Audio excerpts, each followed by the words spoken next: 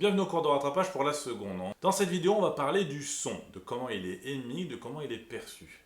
Donc on va commencer par une première partie sur l'émission et la propagation d'un son. Ensuite, on parlera des caractéristiques d'un son. Et on finira sur la perception d'un son, comment on peut le capter.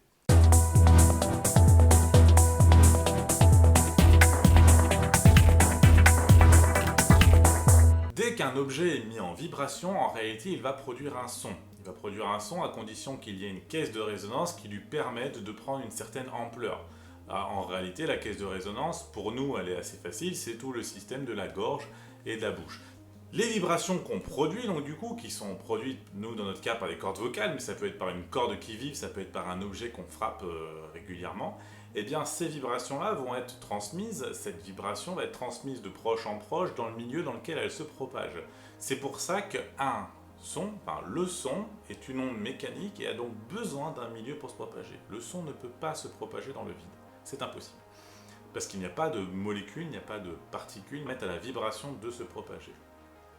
Cette vibration, une fois qu'elle va arriver à notre oreille, elle va faire vibrer le tympan, qui va faire vibrer l'ensemble de notre oreille interne et ensuite transmettre un signal à notre cerveau qui sera capté comme un son. Le son, va se propager dans un milieu et la vitesse de propagation dans ce milieu va donc dépendre du milieu. Plus les molécules sont a priori rapprochées et plus la vitesse de propagation sera grande puisqu'il est plus facile d'aller faire vibrer la molécule voisine.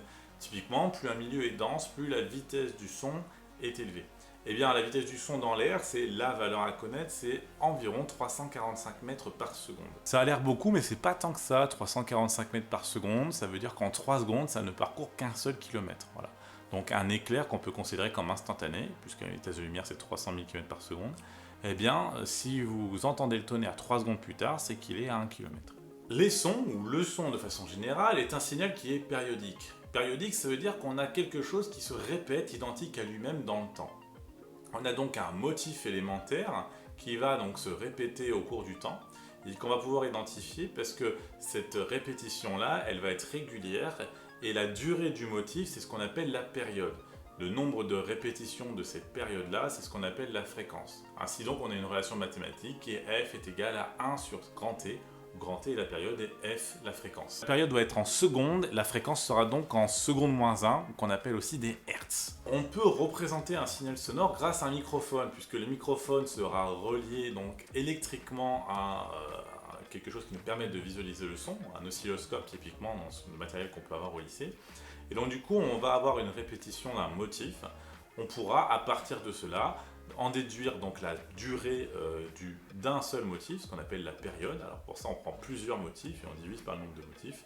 Et ensuite, on calculera la fréquence de ce son-là, et donc potentiellement une note s'il s'agit d'un instrument de musique. Tous les sons ne sont pas audibles. En fait, on ne peut entendre qu'une certaine gamme de sons en tant qu'humain. Les animaux ont d'autres gammes. Pour nous, les sons audibles, pour les humains, eh bien, c'est entre 20 et 20 000 Hz. Et c'est la fréquence qui influe sur le fait qu'on puisse entendre un son. Et donc du coup, cette fréquence, si c'est bien pour les humains, eh bien, c'est pas la même pour d'autres animaux, notamment les chats et les chiens qui entendent des sons de fréquence supérieure à 20 000, ou les baleines qui peuvent entendre des sons de fréquence inférieure à 20 Hz. Entre 20 et 20 000, on a le son audible. En dessous de 20 Hz, on va avoir les infrasons. Et au-dessus de 20 000, on va avoir les ultrasons. Plus la fréquence d'un son est élevée, plus il va paraître aigu. Donc plus on se rapproche de 20 000 Hz, plus on va avoir un son qui sera aigu. Et plus on se rapproche de 20 Hz, plus le son sera grave. Donc plus la fréquence diminue, plus le son est grave. Et il ne faut pas confondre fréquence et intensité. L'intensité, on va en parler, mais l'intensité, c'est ce qui peut faire mal aux oreilles. Un son aigu ne sera pas forcément plus audible qu'un son grave. En fait, c'est une histoire d'intensité sonore. Le son aigu a une fréquence plus élevée et donc du coup, il peut être plus désagréable, en effet, parce que ça, c'est une question de perception. Et quand on parle de fréquence, eh bien, deux sons de même fréquence peuvent avoir des allures différentes. Et ça, c'est ce qu'on appelle le timbre. C'est-à-dire que si je prends ces deux sons-là, eh bien, ces deux sons-là ont la même fréquence, mais ils n'ont pas le même motif tout à fait. Alors du coup, on va avoir un timbre différent. Et le timbre, c'est ce qui est propre à une personne, ce qu'on appelle le timbre de la voix, ou c'est ce qui est propre à un instrument, le timbre de l'instrument. Puisque la fréquence influe juste sur le grave et le aigu, il y a une autre grandeur qui nous permet de savoir si c'est un son qui est fort ou faible, qui nous fait mal aux oreilles ou peu mal aux oreilles, c'est l'intensité sonore. L'intensité sonore, elle a pour unité le watt par mètre carré, c'est-à-dire une puissance sur une surface. Nous, c'est pas très parlant pour nous, donc du coup on a créé le niveau d'intensité sonore qui est en fait un rapport entre l'intensité sonore et l'intensité sonore minimale qu'on peut percevoir. C'est ce qu'on appelle donc le niveau d'intensité sonore, et ça c'est en décibels, dB, et ça vous l'avez déjà vu. Et en fait, sur une échelle en décibels, eh ben, on va avoir 3 seuils: le seuil de danger, le seuil de risque et le seuil de douleur. Néanmoins, on peut être exposé à des niveaux d'intensité sonore qui sont élevés sans être forcément en grand danger, puisqu'en fait ça dépend aussi de la durée d'exposition. Et ça, c'est ce qu'on appelle l'exposition sonore.